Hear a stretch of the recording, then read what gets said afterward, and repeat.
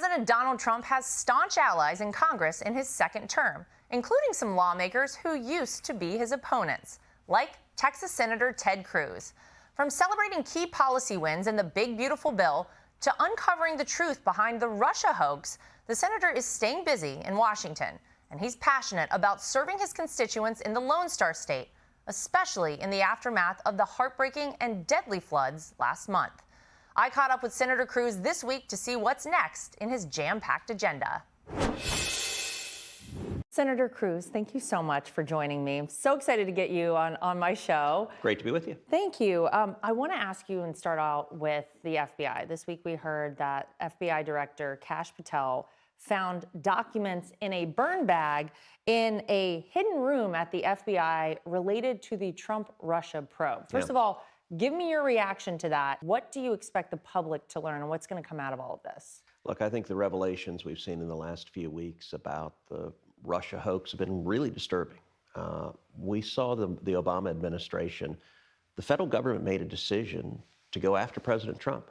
And they did so in a way that has no precedent in American history. They corrupted our system of justice. They concocted this hoax. And I got to say, the damage that was done to the FBI, to the Department of Justice, to the CIA, to the entire infrastructure of our government, it really is horrific. Kash is a good man. He's got a hard job. Turning those institutions around is I think, unbelievably important. Do you think that we see a place where you have the majority of the American public finally trusting, our CIA, our FBI, all of that again? Look, I hope so. DOJ has been an institution that was trusted. The FBI, the G-men, used to be the gold standard in law enforcement. And we saw people who were willing to just use them as a partisan tool to not only attack their opponents, but really to attack democracy. I think James Comey did a terrible job leading the FBI. I think he had delusions of power.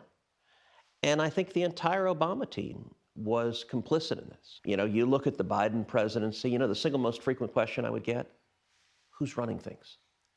And here's the terrifying answer. I don't really know. I can tell you in 4 years that Joe Biden was president, you know how many times I spoke with him? No, you didn't speak to him at all? Not once. Wow. Joe Biden was not running things. That I know. Who actually was making the decisions? Damned if I know. And I don't know anyone else who knows either. I want to talk to you about the one big, beautiful bill, because that was such a great thing we finally saw passed for this country. In an ex-post, you recently celebrated it, and really the big wins for your state of Texas. Yeah. Can you expand a little bit on those for people, and why this was not just a big win for your state, but for the country? I do not think there has been 6 months that has been more consequential in any presidency of our lifetime. And this bill, the one big, beautiful bill, has more conservative wins in it than any piece of legislation that has ever been signed. But I'll tell you, of all of the different provisions in this bill, there are two that I care the most about.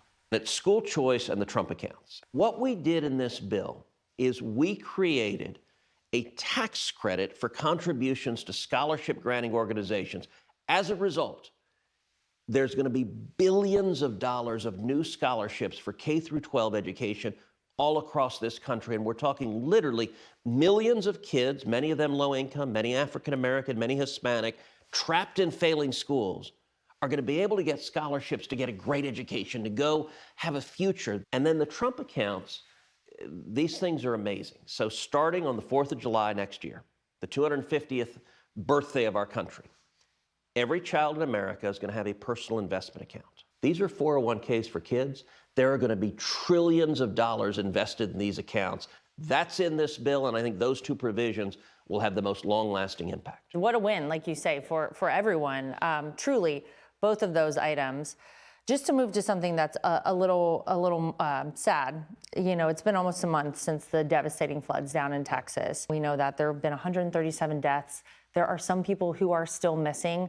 What can you tell us about the update on recovery efforts there from the local and the federal perspective? The Texas Hill Country, for folks who are not from Texas, the Hill Country is the prettiest part of our state. And Kirk County, where the worst damage is, there are 40 summer camps there. And the impact of this, 137 people have died, 37 children have died. And Listen, I've been in the Senate 13 years. One of the consequences of representing a state as big as Texas, you have a lot of natural disasters. This is by far the worst I've ever seen.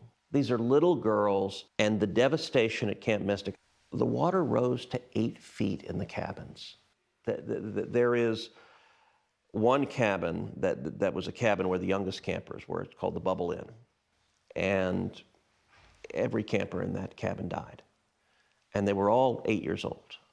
I will say, in the face of just unspeakable agony, it also is inspirational. You would see Texans coming together. And that's true at every disaster. You see people just helping each other. And look, Texas will come through this. We are a strong state, and we'll come through this the way we always do, by coming together and supporting each other. You, of course, had critics in the wake of this tragedy that were claiming that there was a delayed response from FEMA. Can you clear up the story with all of that? Because obviously you always have critics, but this in particular is a little much. Yeah, look, unfortunately, there are people who play politics, and they play politics with every disaster. I can tell you, as the flooding started, I was on the phone with Governor Greg Abbott. I was on the phone with Lieutenant Governor Dan Patrick. I was on the phone with Nim Kidd, who's the head of the Texas Department of Emergency Management. And then I called President Trump, and I talked to him in the White House. It was right as the flooding was happening. And I just said at the time, I said, look, we don't know all the details. It's happening right now. But everything we're hearing, it looks like this is really bad, that there's going to be a really significant loss of life. And I'll tell you what the president said. He said, Ted, whatever Texas needs, the answer is yes. Absolutely yes, whatever you need. Another tragedy around 6 months ago. Of course, we all remember that horrific helicopter and plane collision over the Potomac.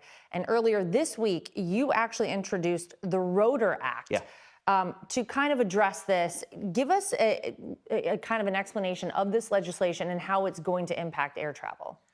Well, it was 6 months ago this week that accident happened. It's the worst aviation accident in decades in America. 67 lives were lost in an instant. An American Airlines flight was coming into DCA, Ronald Reagan Airport, and it hit an Army Black Hawk helicopter, and everyone was killed instantly. I'll tell you, I've seen the wreckage of the plane and the helicopter.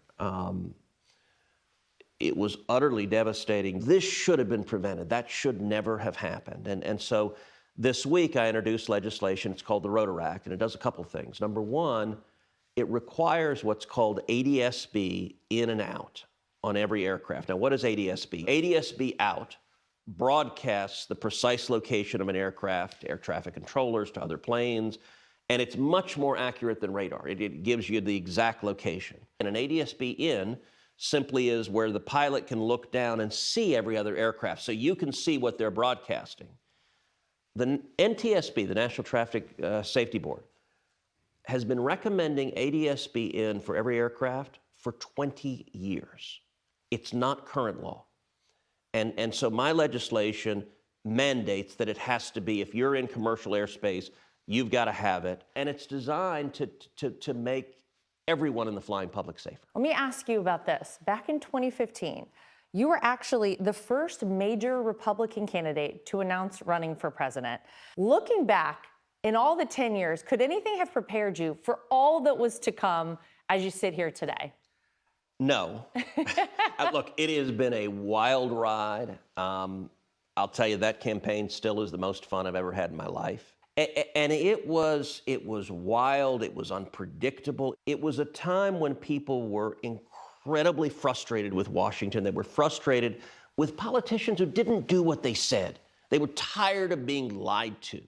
And I think there's a reason why President Trump and I won every single state except 2, because people wanted someone who would stand up and do what the hell they said, someone who had backbone to take on this town and to turn the country around. And I will say, look, the first term of President Trump's presidency was historic. This second term is orders of magnitude better. I wake up every morning, I grab my cell phone. I'm like, what the heck did we do today? like it is, and the velocity and volume of action. My favorite thing about your father-in-law is that he's got guts. He doesn't care. He will stand up and fight no matter what is on the other side. That's what America needs. Well, it's what we're getting now. So, Yes. Senator Ted Cruz, thank you for spending some time with me today. I appreciate Absolutely. it. Hey, Sean Hannity here. Hey, click here to subscribe to Fox News YouTube page and catch our hottest interviews and most compelling analysis. You will not get it anywhere else.